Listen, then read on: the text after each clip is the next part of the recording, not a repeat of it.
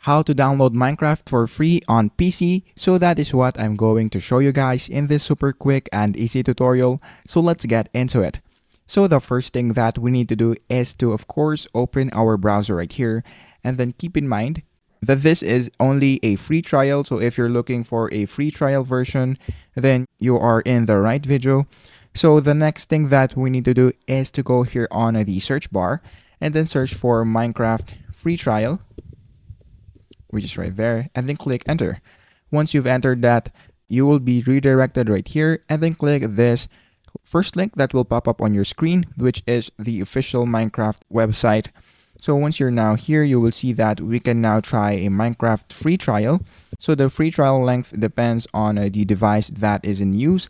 What we're going to do is to scroll down and then click this download now. And then let's wait for this to finish. And then once it is installed, just click open file. And then click I have read and accept the Microsoft software license terms. Click install, and then once it is right here, all you have to do is to wait for it to finish, and then once it is downloaded, you can now play Minecraft for free. And of course, it's only a free trial version. So that is basically it. That is how to download Minecraft for free on PC.